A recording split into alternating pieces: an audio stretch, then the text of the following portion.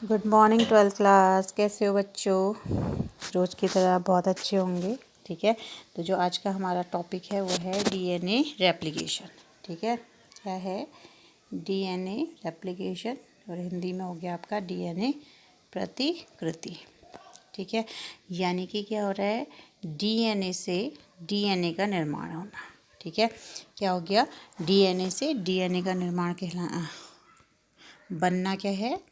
प्रतिकृति कहलाता है। ठीक है, और प्रतिकृति में क्या होते हैं? पहले तो ये क्या है? बहुत लंबी प्रोसेस है, मल्टी स्टेप है। ठीक है, क्या है ये? मल्टी स्टेप है। ठीक है, यानी कि इसके क्या है? बहुत सारे स्टेप हैं, और इसमें क्या होते हैं? बहुत सारे एंजाइम प्रयोग होते हैं। ठीक है, ये क्या है? एक लंबी प्रोसेस है, और इसमें बहुत सारे एंजाइम क्या होते हैं? लगते हैं। ठीक है, इस प्रोसेस को पूरी होने में। ठीक है, तो जैसा बच्चों आपको पता है कि वॉटसन एंड क्रिक ने, ठीक है, कब 1953 में क्या करा था? वॉटसन और क्रिक ने, दो साइंटिस्ट थे जी, जिन्होंने इसका क्या था? डीएनए का डबल हेक्सल मॉडल दिया था, और उन्होंने ये बताया था कि जो हमारा डीएनए होता है, ठीक है, तो वो क्या होता है? अर्ध संरक्षी होता है। प्रतिकृति करने के बाद क्या होता है? अर्ध संरक्षी होता है। ठीक है, अर्ध संरक्षी का मतलब क्या हो गया? सेमी कंजर्वेटिव, यानी कि क्या होगा? आधा जो डीएनए होगा, ठीक है, आधा जो डीएनए होगा वो कैसा होगा? पैतृक डीएनए होगा, और जो उसकी दूसरी कुंडलन बनेगी इस तरीके से, वो क्या होगी आपकी ये क्या हो गया आपका? पेरेंटल डीएनए, और ग्रीन वाला क्या हो गया आपका? Daughter DNA. ठीक है, तो इस तरीके से क्या हो रहा है कि वॉटसन एंड क्रिक ने जब इसका डबल हेक्सल मॉडल दिया था, कब? 1953 में, तो उन्होंने कहा था कि डीएनए डबल हेक्सल होता है, और उसमें एक जो वो प्रतिकृति बनाता है, तो उसमें क्या होती है? एक जो रज्जु होता है वो कैसा होता है? पेरेंटल होता है, पैतृक होता है, और दूसरा क्या होता है? डॉटर डीएनए होता है। ठीक है, तो अर्ध संरक्षी कहने का मतलब है। ठीक है, अर्ध संरक्षी में क्या हो गया? एक स्ट्रैंड तो पुराना होगा, और दूसरा क्या हो गया? नया हो गया। ठीक है, लेकिन जो वॉटसन एंड क्रिक थे वो क्या हुआ? इसका प्रमाण नहीं दे पाए। ठीक है, अब आपको पता है कि जो साइंस है वो बिना प्रमाण के तो किसी भी बात को मानता नहीं है। ठीक है, फिर 1952 में मैथ्यू मैनसन, ठीक है, मैथ्यू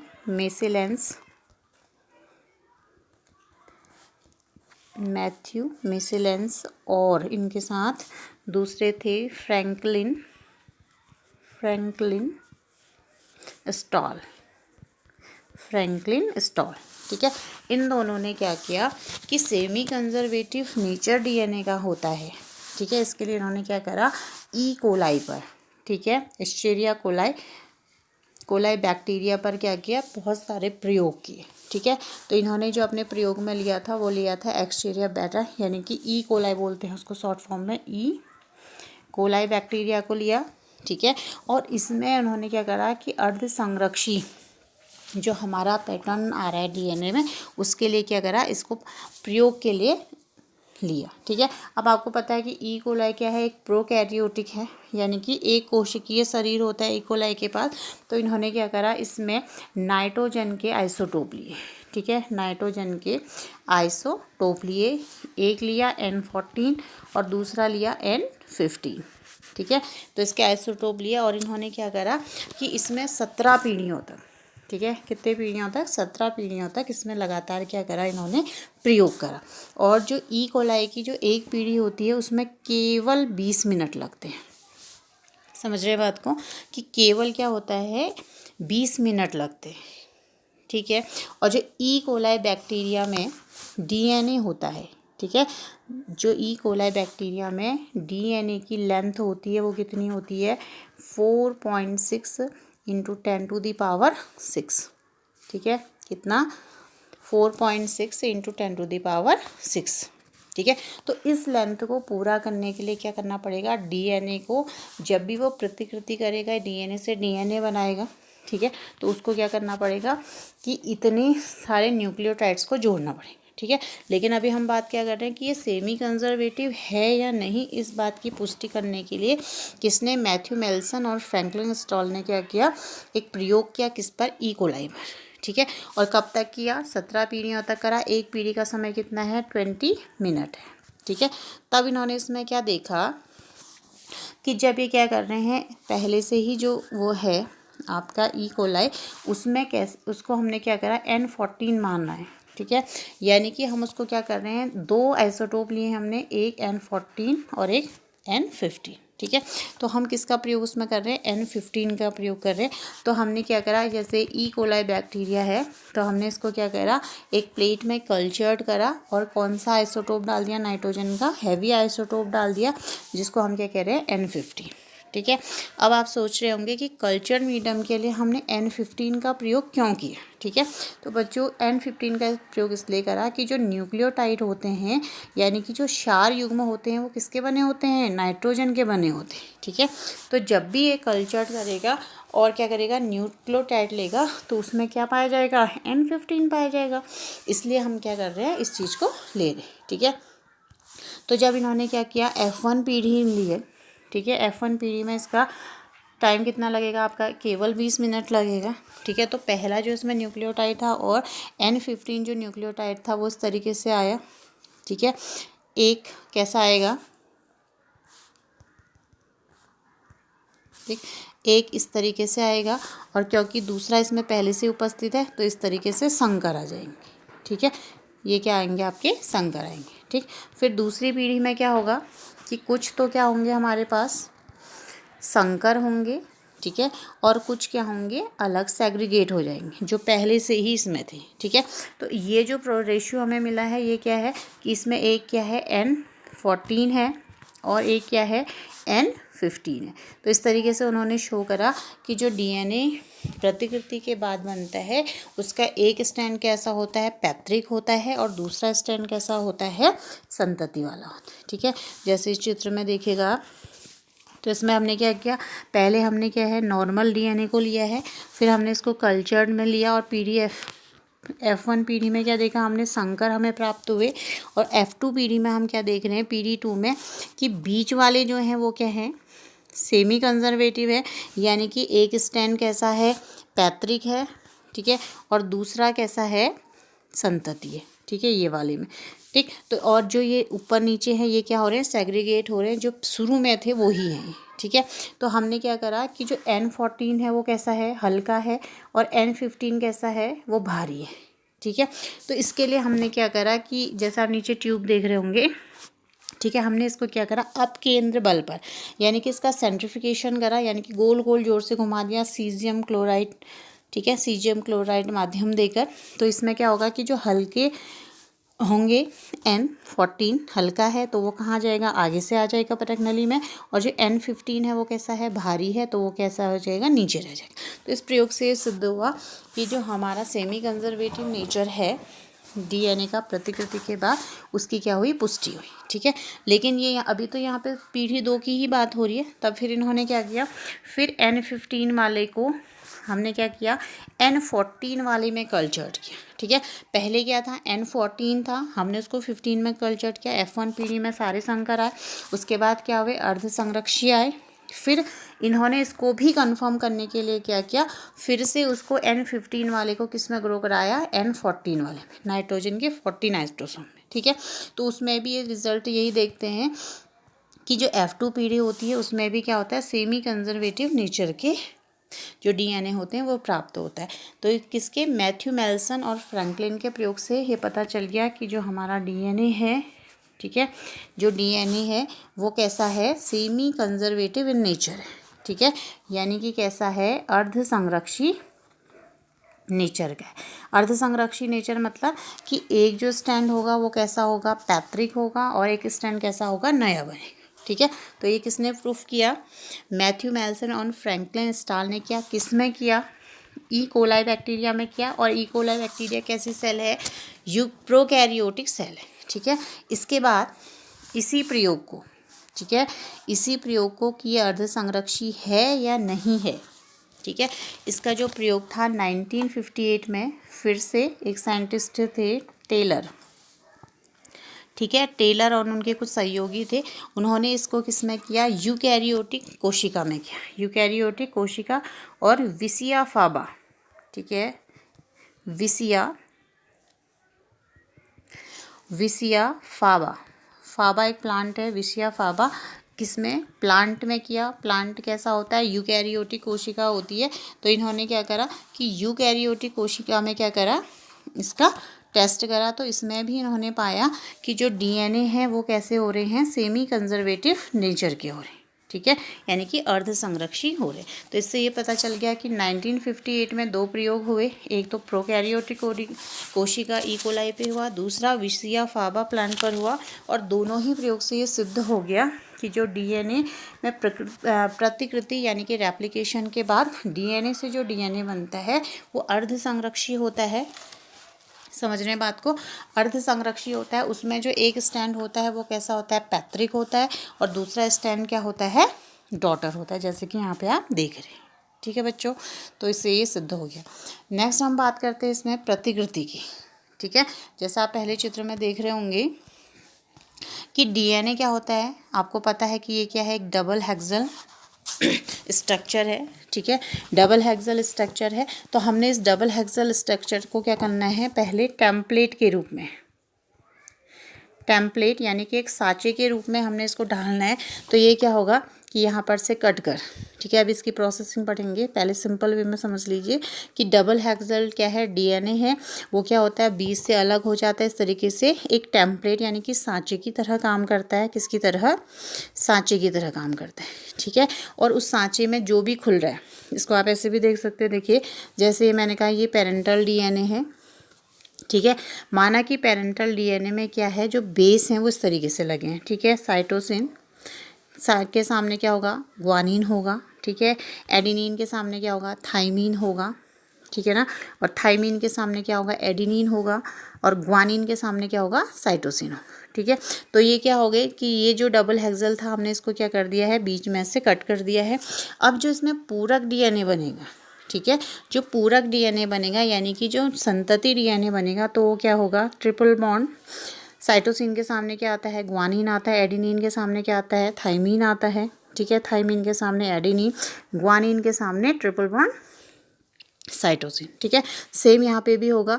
ग्वानिन के सामने क्या हो गया, साइटोसिन, पी के आगे क्या हो गया, ए हो गया, ए के सामने क्या हो गया, टी हो गया, इसके सामने क्या हो गया आपका, जी हो गया। ठीक है, तो देखा आपने कि इसमें जो स्टैंड बन रहा है उसमें क्या हो रहा है कि एक स्टैंड कैसा है, पैतृक है, और दूसरा स्टैंड कैसा है, संतति है। तो यही क्या है, डीएनए का सेमी कंजर्वेटिव नेचर को शो करता है। तो कहने का मतलब है कि जब डीएनए डबल हेक्सल होता है तो उसमें कट लगते हैं एंजाइम्स के द्वारा, और उसकी चेन क्या होती है, पूरी खुलने लगती है, और उसके जो टेम्पलेट होते हैं वो एक सांचे की तरह व्यवहार करते हैं, और सांचे में जो भी कंपोनेंट नाइट्रोजनी क्षार होते हैं वो क्या होते हैं, आकर उसको पूरा करते हैं। और यही क्या होता है, सेमी कंजर्वेटिव नेचर डीएनए का क्या करता है, शो करता है। ठीक है, इसको देखते हैं हम। ठीक है, अब देखिए ये क्या हो रहा है कि जैसे अभी हमने बात करी कि जो डीएनए है वो कैसा है आपका, डबल हेक्सल है। ठीक है, अब देखिए इसमें बहुत सारे एंजाइम वर्क करते हैं। ठीक है, तो पहला इसमें क्या होगा, सबसे पहला जो एंजाइम काम करेगा वो होगा एंडोन्यूक्लियेज एंजाइम। ठीक है, एंडोन्यूक्लियेज। ठीक है, न्यूक्लियेज, एंडोन्यूक्लियेज क्या करता है, इसको हम बोलते हैं रासायनिक चाकू भी इसको बोलते हैं। ठीक है, रासायनिक चाकू इसलिए बोलते हैं क्योंकि ये क्या कर रहा है, डीएनए पर क्या कर रहा है, आरंभन बिंदु के लिए यहाँ पर कट लगा रहे हैं। ठीक है बच्चों, तो कट लगा रहा है तो क्या होगा कि जो डबल कॉइल डीएनए है वो कहाँ होगा, यहाँ पर से खुलना शुरू होगा। ठीक है, तो जो प्रोकैरियोटिक कोशिका होती है उसमें केवल एक आरंभन बिंदु होता है, और जो हम यूकैरियोटिक उच्च जीव होते हैं उसमें क्या होते हैं, कई क्या हो सकते हैं, आरंभन बिंदु हो सकते हैं। ठीक है, आरंभन बिंदु हो सकते हैं। क्यों हो सकते हैं, क्योंकि जो मानव का जो हमारा डीएनए है उसकी जो लेंथ है वो कितनी है, 6.6 × 10⁹ ठीक है, कितनी, 6 × 6 × 10⁹ ये किस में होती है, हमारे मनुष्य में। ठीक है, या हम सभी में इस तरीके का जो डीएनए है उसकी लेंथ कितनी पाई जाती है, 6.6 × 10⁹, यानी कि इतने इसमें क्या होते हैं, नाइट्रोजनी बेस यानी कि क्षार युग्म जुड़े होते हैं। ठीक है, तो हमने क्या कहा कि एक तो इतने हमारे पास क्या है, क्षार युग्म है। दूसरा, जो प्रतिकृति की क्रिया होती है वो कहाँ होती है, एस फेज में होती है। ठीक है, एस फेज में होती है। एस फेज कहाँ होती है, जब क्या होता है, समसूत्री और अर्धसूत्री विभाजन होता है, वहाँ पर क्या होता है, समसूत्री विभाजन में जो एस फेज होती है या अर्धसूत्री विभाजन की जो एस फेज होती है, वहाँ पर क्या होता है, ये बनता है। ठीक है, प्रतिकृति डीएनए की प्रतिकृति होती है। ठीक है बच्चों, तो एस फेज में हो गई। और क्योंकि ये मानव में क्या है, बहुत ज़्यादा लंबा है, कितना लंबा है, 6.6 × 10⁹ ठीक है। अच्छा, अब प्रतिकृति होने के लिए क्या क्या चीज़ें हैं, एक तो जो ह्यूमन है, अभी हमने बात करी, कितना है उसकी क्षार युग्म कितने हैं उसमें, 6.6 × 10⁹ ठीक। और मैंने क्या कहा कि प्रतिकृति कहाँ होती है, एस फेज में होती है। ठीक है, एस फेज में होती है। और तीसरा क्या है कि इतने ज़्यादा जो क्षार युग्म है ठीक है, तो और जो एस फेज में ये जो प्रतिकृति की क्रिया होती है, ये केवल 38 मिनट की होती है। ठीक है, 38 मिनट की होती है। और इतने सारे हमको बेस पेयर यहाँ पर कलेक्ट करने हैं। ठीक है, यानी कि प्रतिकृति में एक पुराना स्टैंड है, उसका जो संपूरक या कॉम्प्लीमेंट्री बनाना है हमको, उसमें क्या हो गया, समय कितना लगेगा, 38 सेकेंड। इसका मतलब है कि इतने क्षार युग्मों के लिए हमें क्या होगा, प्रति सेकेंड, ठीक है, प्रति सेकेंड क्या होते हैं, 2000 क्षार युग्मों को साथ लाना होता है। ठीक है, प्रति 2000 मतलब प्रति सेकेंड, सेकेंड की बात हो रही है। ठीक है, प्रति सेकेंड 2000 क्षार युग्मों को साथ लाना है। ठीक है, क्यों, क्योंकि हमको ये जो प्रोसेस है वो कितने मिनट में पूरी करनी है, 38 मिनट में पूरी करनी है। ठीक है, क्यों, क्योंकि जो डीएनए की जो लेंथ है वो ह्यूमन बींग्स में क्या है, 6.6 × 10⁹ क्षार युग्म की है। तो इसलिए हमको क्या करना पड़ेगा, प्रति सेकेंड कितनी क्विक रिएक्शन है कि प्रति सेकेंड 2000 हो रहा है। ठीक है बच्चों, अगर हम क्या करें, नॉर्मल इंसान की बात करें तो बच्चों के जो क्या होते हैं, ब्लॉक्स होते हैं, अगर हम उसको ही क्या करते हैं, सेट करते हैं, तो उसमें ही हमारा बहुत दिमाग खर्च हो जाता है, यानी कि हम उसमें भी बहुत ज़्यादा टाइम लगाते हैं। तो यहाँ पर इतने लंबे क्षार युग्म के लिए केवल 38 मिनट का समय है। ठीक है, और वो भी प्रति सेकेंड कितने क्षार युग्म हैं, 2000 क्षार युग्म। ठीक है, और ये क्या है, जो प्रतिकृति है, एक तो हमने बोला अभी शुरू में कि ये मल्टी स्टेप्ड क्रिया है, यानी कि लंबी क्रिया है, और बहुत सारे इसमें एंजाइम खर्च होते हैं, और इसमें एनर्जी भी खर्च होती है। ठीक है, एनर्जी एटीपी के रूप में खर्च होती है। ठीक है, तो इसलिए क्या होगी, मल्टी स्टेप्ड तो है ही है, एनर्जी कंज्यूमिंग भी है, प्लस एंजाइमेटिक भी। ठीक है, अच्छा, अब इसकी प्रोसेसिंग को हम समझते हैं। ठीक, तो सबसे पहला जो मैंने इसमें बोला आपको, जो क्या था, एंजाइम था, वो क्या है, एंडोन्यूक्लियस एंजाइम। ठीक है,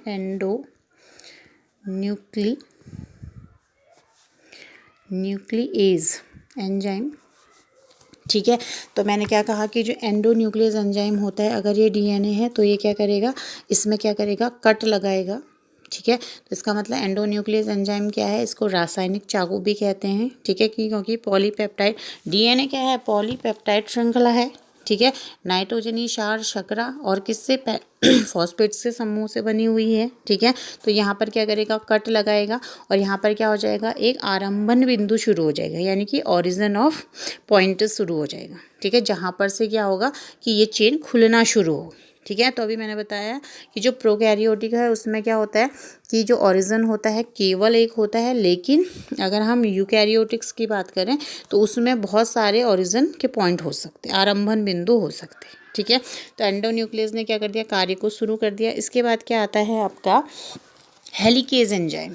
ठीक है, तो चित्र में देख लीजिए इसको, हेलिकेज एंजाइम क्या करेगा, दूसरा जो एंजाइम हो गया हमारा वो है हेलिकेज। हेलिकेज एंजाइम क्या करता है कि जो हमारा डबल स्टैंडर्ड है, ठीक है, उसको क्या करता है, इसके अंदर क्या है, जैसे आपने अभी लिखा था साइटोसिन ट्रिपल बॉन्ड गुआनिन, तो बीच में कौन से बॉन्ड है, हाइड्रोजन बॉन्ड है। तो इन हाइड्रोजन बॉन्ड को तोड़ने का काम कौन करता है, हेलिकेज एंजाइम करता है। ठीक है, हेलिकेज एंजाइम क्या करेगा, हाइड्रोजन बॉन्ड को तोड़ने का काम करेगा। ठीक, तो ये क्या हो रहा है कि जैसे जैसे डीएनए खुल रहा है हेलिकेज क्या करेगा, उसको खोलने का काम भी करेगा, और उसके जितने H2 बॉन्ड है, हाइड्रोजन बॉन्ड है, उनको भी तोड़ने का काम करेगा। ठीक है, अब क्या हो रहा है कि जब ये इसको क्या कर रहा है, तोड़ने का काम कर रहा है, ठीक है, तो क्या होता है, जैसे रस्सी है ना, रस्सी में 2 धागे लिपटे हुए हैं, तो हम उसको खींचते हैं, इस तरीके से खींचेंगे तो पीछे क्या होगा, वो कॉइलिंग हो जाती है, टेंशन क्रिएट हो जाता है इस तरीके से, जैसे यहाँ पे देखें हम। ठीक है, तो हमने क्या करा, इस तरीके से डीएनए को, नीचे को तो खुल रहा है लेकिन ऊपर को क्या हो रहा है, कॉम्प्लिकेटेड होता है, कॉइलिंग हो जा रही। तो ये कॉइलिंग ना हो, ठीक है, इसके लिए क्या होता है, टोफो आइसोमरेज। टोफो आइसोमरेज क्या करता है, जितनी भी पीछे धागे उलझ गए हैं या डीएनए उलझ गया है या उसमें टेंशन क्रिएट हो रहा है, वो टूट भी सकता है क्योंकि, तो वहाँ पर क्या करेगा, टोफो आइसोमरेज काम करेगा। ठीक है, कौन सा, टोफो आइसोमरेज काम करेगा। ठीक है बच्चों, तो 3 हो गए। एंडोन्यूक्लियस एंजाइम ने क्या करा कि कट लगाया और डीएनए में क्या करा, आरंभन बिंदु, कहाँ पर से डीएनए खुलेगा ये स्थान तय कर दिए, किसने, एंडोन्यूक्लियस ने। फिर हेलिकेज एंजाइम आया, उसने क्या करा कि द्विकुंडलित को क्या करा, खोलने का काम करा और हाइड्रोजन बॉन्ड को तोड़ने का काम किया। ठीक है, जब ये ब्रेकिंग टूटेगी तो ही तो वो खुल पाएगा, तो हेलिकेज ने ये काम कर दिया। हेलिकेज जब इसको खोल रहा है तो पीछे क्या हो रही है, क्योंकि ये रस्सीनुमा स्ट्रक्चर है तो इसको हम खोल रहे हैं तो पीछे टेंशन क्रिएट हो जा रही है, तो उसको पकड़े रहने के लिए और वो डीएनए उलझे नहीं, इसके लिए टोफो आइसोमरेज काम करता है। ठीक है, इतना समझ गए। 3, पहला क्या है हमारे पास, हेलिकेज एंजाइम। एंडोन्यूक्लियस एंजाइम है जो आरंभन बिंदु को शुरू करेगा। फिर क्या है, हेलिकेज एंजाइम। देखिए पिक्चर में, हेलिकेज क्या कर रहा है, इस तरीके से ये डीएनए का स्ट्रक्चर है तो इसको क्या कर रहा है, ये हाइड्रोजन बॉन्डों को तोड़ता चले जा रहा है, तो जिससे क्या होगा कि आगे जो डीएनए है वो खुलता चले जाएगा, और पीछे अगर कॉइलिंग हो गई इस तरीके से तो वहाँ पर क्या करेगा, टोफो आइसोमरेज। ठीक है, टोफो आइसोमरेज एंजाइम, टोफो आइसोमरेज मरेज एंजाइम क्या करेगा, टेंशन को पीछे कम करेगा। ठीक है, कौन सा एंजाइम टेंशन कम करेगा, टोफो आइसोमरेज। हेलिकेज ने तो क्या करा, हाइड्रोजन बॉन्ड को तोड़ दिया। ठीक है, आगे को बढ़ता चला गया, पीछे क्या है, ये कॉइलिंग हो रही है तो इसको टोफो आइसोमरेज क्या करेगा, ठीक करता हुआ चला जाएगा। ठीक है, इतना समझ गए। अच्छा, अब देखिएगा नेक्स्ट क्या हो रहा है, इसमें देखिए यहाँ से क्या हो गया, ये हेलिकेज है, हेलिकेज ने क्या करा आगे इसको खोलता चले गया। ठीक है, तो इसमें कैसे स्ट्रक्चर बन जाएगा, वाई शेप्ड स्ट्रक्चर बन जाएगा। ठीक है, वाई शेप्ड स्ट्रक्चर बन जाएगा। ठीक, और ये क्या हो रहा है, देखिए इस चित्र में देखेंगे तो क्या होगा कि यहाँ से क्या हो रहा है, ये हेलिकेज इसको खोलता हुआ चले जा रहा है तो पीछे क्या हो रहा है, इस तरीके का स्पेस बन जा रहा है, बबल शेप स्टेप बन रहा है, जिसमें क्या होगा, अब आरएनए प्राइमर आएगा। ठीक है, आरएनए प्राइमर, आरएनए प्राइमर क्या करेगा कि इसको पॉली जितने भी हमारे न्यूक्लियोटाइड्स है उसको लाने के लिए क्या करेगा, इसके साथ जुड़ जाएगा। ठीक है, यहाँ पर जुड़ जाएगा, और इसके बाद क्या होता है, जो मेन यहाँ पे एंजाइम होते हैं वो क्या है आपका, पॉलीमरेज, पॉलीमरेज एंजाइम। ठीक है, पॉलीमरेज एंजाइम क्या करता है, जितने भी न्यूक्लियोटाइड्स हैं, ठीक है, जितने भी न्यूक्लियोटाइड हैं उनको क्या करेगा, यहाँ पर लाकर जोड़ने का काम करेगा। लेकिन शुरुआत कौन करेगा, आरएनए प्राइमर करेगा। आरएनए प्राइमर क्या करेगा, डीएनए पॉलीमरेज को दिशा दिखाएगा कि यहाँ पर क्या है, नया स्टैंड बनना है, तो आप यहाँ पर आके क्या करें, इसको कंप्लीट करें। ठीक है, नेक्स्ट चित्र में देखते हैं। तो ये क्या हो गया, इसमें क्लियर दिख रहा है। देखिए क्या हुआ कि ये क्या था, इस तरीके से डीएनए का स्ट्रक्चर था। हमने क्या करा कि एंडोन्यूक्लियस में इसमें आरंभन बिंदु सेट करे। उसके बाद क्या हुआ, हेलिकेज ने इसको क्या करा, ब्रेकअप करना शुरू कर दिया। ठीक है, पीछे क्या था, टोफो आइसोमरेज था, और ये क्या बन गया, देखिए वाई शेप्ड बन गया। ठीक है, और इसमें क्या हो गया, एक तो आपका 5 प्राइम एंड हो गया और ये क्या हो गया, 3 प्राइम एंड। ठीक है, और इसके अपोजिट क्या हो गया, क्योंकि ये क्या है अपोजिट डायरेक्शन में डीएनए जुड़े रहते हैं, तो यहाँ पे क्या हो जाएगा आपका 5 प्राइम एंड और ये क्या हो जाएगा 3 प्राइम एंड। ठीक है, तो आप इसमें देख रहे होंगे कि ये जो क्षार युग्म है, ठीक है, जैसे शुरू में भी मैंने बताया था कि एडेनिन एडेनिन थाइमिन एडेनिन, तो इसके सामने क्या हो जाएंगे, पूरक न्यूक्लियोटाइड्स आ जाएंगे, किसकी हेल्प से, पॉलीमरेज की हेल्प से वो जुड़ते चले जाएंगे। तो ये क्या हो जाएगा, ये पुराना स्टैंड हो गया और ये नया स्टैंड हो गया। ठीक है, नेक्स्ट चित्र में देखते हैं। देखिए अब क्या हो रहा है देखिए, यहाँ पर थोड़ा सा ट्विस्ट है कि जब हम क्या कर रहे हैं, अभी हमने बताया कि जब डीएनए खुलता है तो वो क्या होता है, इस तरीके से वाई शेप्ड दिखता है, ठीक है। उसमें 2 प्राइम एंड होते हैं, यानी कि एक तो 5 प्राइम हो गया और दूसरा क्या हो गया 3 प्राइम एंड, और उसका अपोजिट क्या हो गया 3 प्राइम, और ये क्या हो गया आपका 5 प्राइम।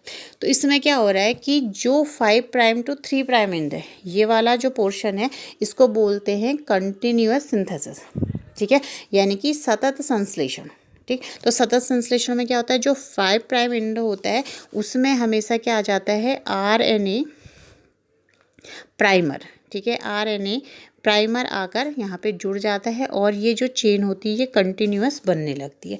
कहाँ से कहाँ बनेगी, यहाँ पे 3 प्राइम एंड है तो ये 5 प्राइम टू 3 प्राइम एंड बनने लगेगी, और ये जो वाला स्तर वाला स्टैंड है डीएनए का, ये वाला जो सांचा है ये क्या हो जाता है, कंप्लीट हो गया, ठीक है। इसका मतलब क्या है कि ये वाला जो स्टैंड है वो कंप्लीट हो गया है, ये कैसा है पुराना पैतृक, और ये स्टैंड कैसा है नया, तो ये वाला तो जुड़ गया। लेकिन जो इधर वाला स्टैंड है डीएनए का, टेम्पलेट है, इसका एक प्राइम एंड क्या है 3 प्राइम टू 5, ठीक है। अब जो आरएनए प्राइमर होता है वो हमेशा 5 एंड से ही शुरू करता है, ठीक है, हमेशा किससे करता है 5 एंड से ही शुरू करता है। तो देखिए ये वाला जो स्टैंड है इसमें क्या लिखा है, असतत संश्लेषण, ठीक है। तो यानी कि ये क्या हो रहा है, एक साथ कंप्लीट नहीं हो पा रहा है, देख रहे हैं आप इसमें इस तरीके से क्या है, एरो लग के बीच में खाली स्थान भरा है। तो ये जो फ्रेगमेंट है इसको हम बोलते हैं ओकाजाकी फ्रेगमेंट, ठीक है, कि इसमें जो न्यूक्लियोटाइड होते हैं वो कंप्लीट आकर ऐसे नहीं जुड़ते हैं, बल्कि वो फ्रेगमेंट के थ्रू जुड़ते हैं। जो एरो वाले, रेड एरो वाले हैं, इनको क्या कहेंगे हम, ओकाजाकी फ्रेगमेंट, क्या कहेंगे, ओकाजाकी फ्रेगमेंट। क्यों होता है ऐसा, देखिए अभी मैंने बताया था कि जो 5 प्राइम एंड से 3 प्राइम एंड है वहाँ पर आरएनए प्राइमर आकर स्वतः ही जुड़ जाता है और वो चेन कंप्लीट हो जाती है। लेकिन यहाँ पर क्या है कि 5 प्राइम एंड अंदर है यहाँ पर तो क्या था, बाहर था। फिर से देखिए,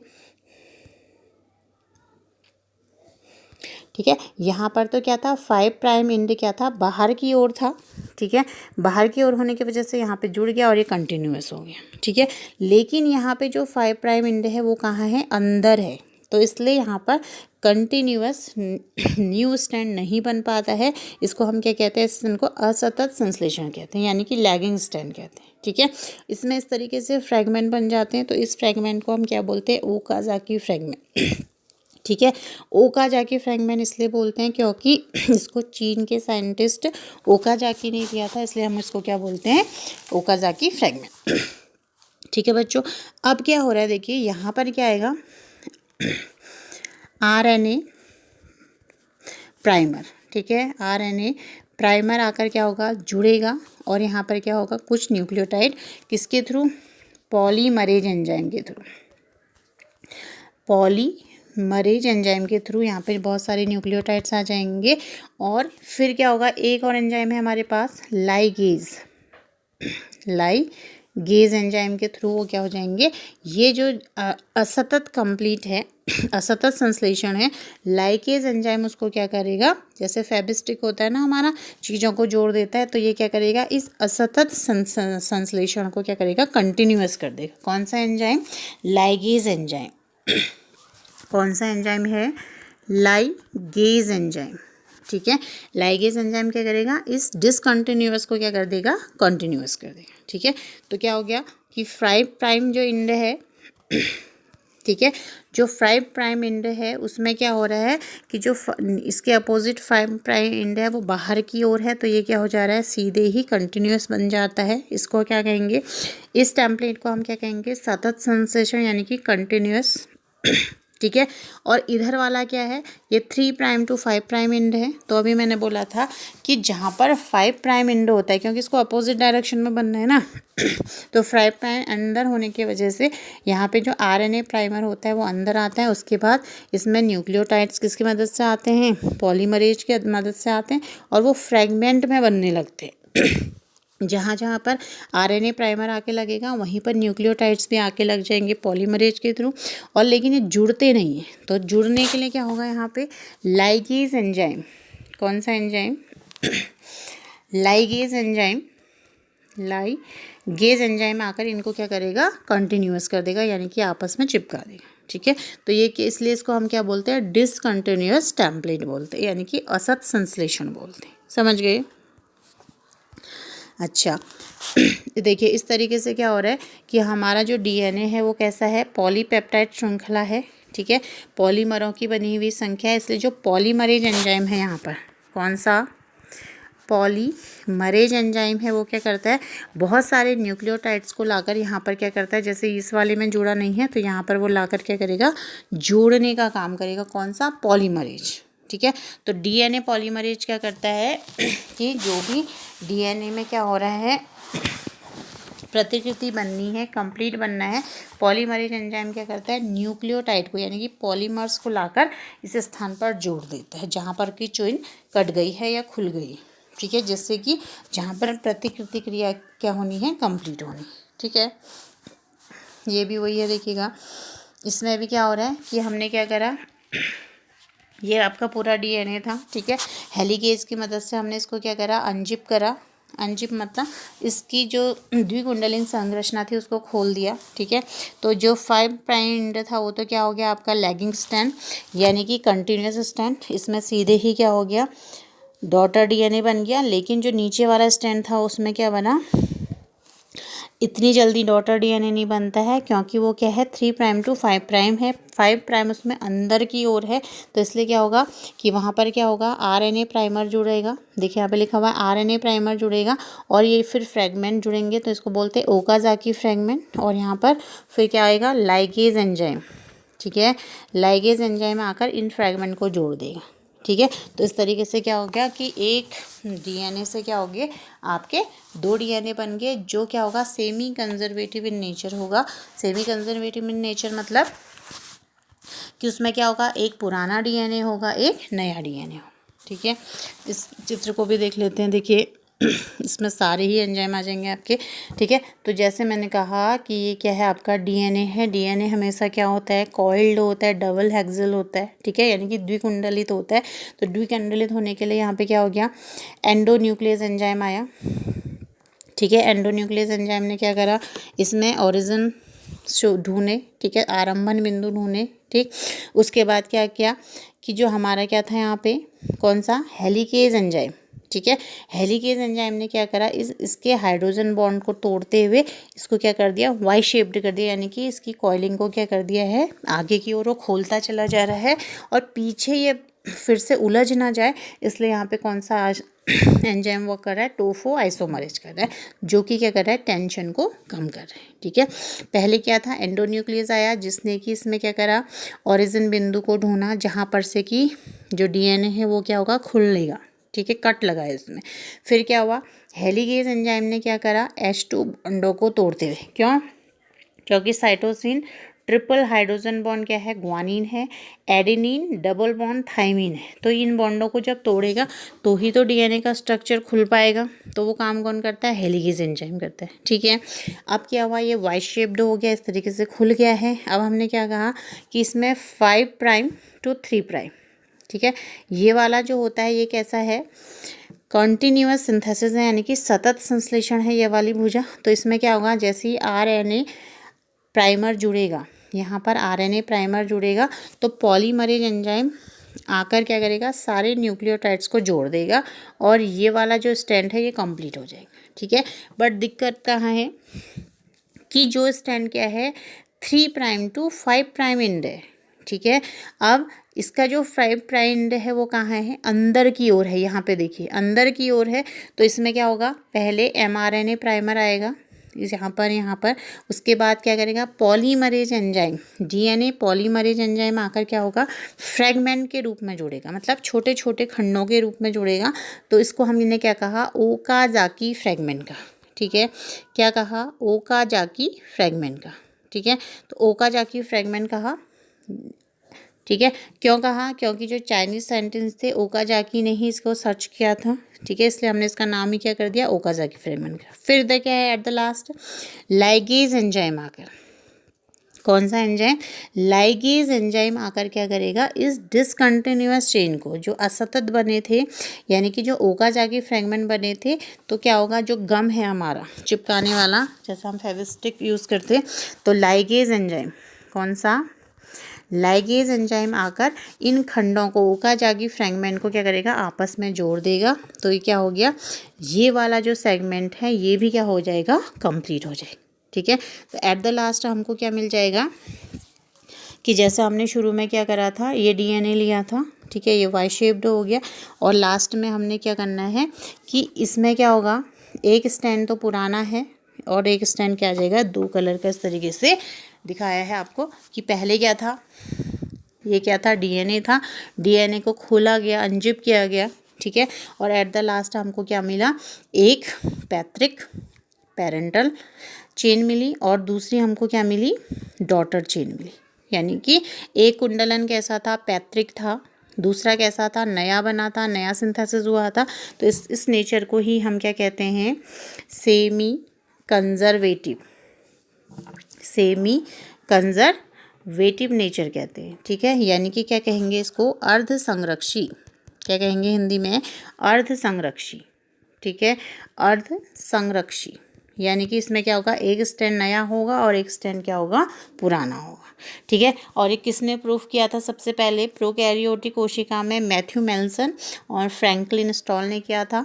ठीक है, और उसके बाद यूकैरियोटिक कोशिका में किसने प्रूफ किया था, टेलर ने किया था, विसिया फाबा प्लांट। ठीक है, तो इस तरीके से प्रूफ हो गया कि जो प्रतिकृति क्रिया में जो डीएनए से डीएनए बन रहा है। ठीक है, प्रतिकृति क्रिया का मतलब क्या है कि डीएनए से डीएनए का निर्माण हो रहा है, कहाँ, एस फेज में हो रहा है। ठीक है, तो उसमें क्या होता है, एक पैतृक डीएनए होता है, एक डॉटर डीएनए होता है। ठीक है, और उसमें क्या होते हैं, बहुत सारे एंजाइम यूज़ होते हैं। कौन कौन से थे वो एंजाइम, ठीक है, पहला तो है हमारा, ठीक है, पहला जो एंजाइम है वो क्या है, एंडोन्यूक्लियस। ठीक है, एंडोन्यूक्लियस एंजाइम है। दूसरा क्या था बताइए, दूसरा क्या था, हेलिकेज। ठीक है, हेलिकेज। तीसरा क्या है, टोफो आइसोमरेज। ठीक है, टोफो आइसोमरेज। ठीक है, टोफो आइसोमरेज। ठीक है, फिर क्या था हमारा, टोफो आइसोमरेज के बाद आरएनए प्राइमर। आरएनए प्राइमर क्या करता है, पॉलीमरेज एंजाइम जो न्यूक्लियोटाइड ला रहा है उनको दिशा दिखाता है कि यहाँ पर पॉलीन्यूक्लियोटाइड्स ने क्या करना है, जुड़ना है। ठीक है, उसके बाद क्या आया हमारा, पॉलीमरेज एंजाइम। ठीक है, पॉलीमरेज एंजाइम, पॉलीमरेज एंजाइम, और एट द लास्ट जो डिसकंटिन्यूअस था, ठीक है, जो हमारा डिसकंटिन्यूअस स्टैंड था या टेम्पलेट था, उसमें क्या हो रहा है, ओकाजाकी फ्रैगमेंट बने हैं, उसको जोड़ने के लिए क्या करेगा, लाइगेज एंजाइम। लाइगेज एंजाइम क्या करेगा, जोड़ने का काम करेगा। ठीक है, तो इस तरीके से क्या हो गया कि एक डीएनए से क्या हो गया, पैतृक डीएनए से डॉटर डीएनए बन गया, और वो अर्ध संरक्षी होता है। उसमें क्या होता है, एक जो रज्जुक होता है वो कैसा होता है, पेरेंटल होता है। ठीक है, और दूसरा क्या होता है, डॉटर होता है। तो इस तरीके से क्या हो गया कि जो डीएनए बन रहा है हमारा वो कैसा बन रहा है, अर्ध संरक्षी बन रहा है। कैसा बन रहा है, अर्ध संरक्षी, यानी कि एक चेन जो होगी उसकी वो क्या होगी, पैतृक डीएनए की होगी, दूसरी क्या होगी, डॉटर डीएनए। ठीक है, तो इतने सारे जो एंजाइम है, पहला क्या है, एंडोन्यूक्लियस एंजाइम, जिसने कि डीएनए पे कट लगाया, आरंभन बिंदु सेलेक्ट किए। फिर है हेलिकेज, जिसने क्या करा, हाइड्रोजन बॉन्ड को तोड़ा। फिर है टोफो आइसोमरेज, टोफो आइसोमरेज ने क्या किया, हेलिकेज ने हाइड्रोजन बॉन्ड को तोड़ता हुआ वो आगे चला गया। जो पीछे रस्सी में या डीएनए में टेंशन क्रिएट हुई उसको किसने संभाला, टोफो आइसोमरेज ने। ठीक है, उसके बाद क्या हो गया कि आरएनए प्राइमर क्या होता है, आकर जुड़ता है। उसके बाद पॉलीमरेज एंजाइम, क्योंकि डीएनए किसका बना है, न्यूक्लियोटाइड्स का बना हुआ है। ठीक है, न्यूक्लियोटाइड्स में क्या क्या आते हैं, नाइट्रोजनी क्षार, पेंटोज शर्करा, ठीक है, और फॉस्फेट। तो इन तीनों को लेकर आती है कौन, पॉलीमरेज एंजाइम न्यूक्लियोटाइड्स को लेकर आती है, और आरएनए प्राइमर उसको दिशा देता है कि यहाँ पर नए डीएनए बनने हैं। ठीक है, और एट द लास्ट क्या होता है कि जो लाइगेज एंजाइम है, जो डिसकंटिन्यूअस सिंथेसिस था हमारा, दूसरा स्ट्रैंड था, वहाँ पर क्या करती है, न्यूक्लियोटाइड्स को जोड़ने का काम करते। तो इस तरीके से क्या हो गया कि एक डीएनए से हमको डॉटर डीएनए मिला, यानी कि एक डीएनए से दूसरा डीएनए बना। ठीक है, तो ये प्रोसेस क्या है, डीएनए से डीएनए क्रिएट हो रहा है। ठीक है, फ़ोटो कॉपी हो रही है। जैसे आप अपने डॉक्यूमेंट्स की फ़ोटो कॉपी करते हैं ना, तो एक क्या हो रही है, आपके पास रहती है और एक उसी की प्रतिकृति बन जाती है, कॉपी बन जाती है। तो यहाँ पर भी ऐसे ही हो रहा है कि डीएनए से डीएनए ही बन रहा है, ठीक है, लेकिन वो कैसा बन रहा है, अर्ध संरक्षी बन रहा है, सेमी कंजर्वेटिव नेचर होता है। एक उसमें पैतृक स्टैंड होता है, दूसरा क्या होता है, डॉटर स्टैंड होता है। ठीक है बच्चों, समझ गए होंगे इतना। तो आज के लिए इतना ही, नेक्स्ट लेक्चर में फिर हम नए टॉपिक की बात करेंगे। Thank you.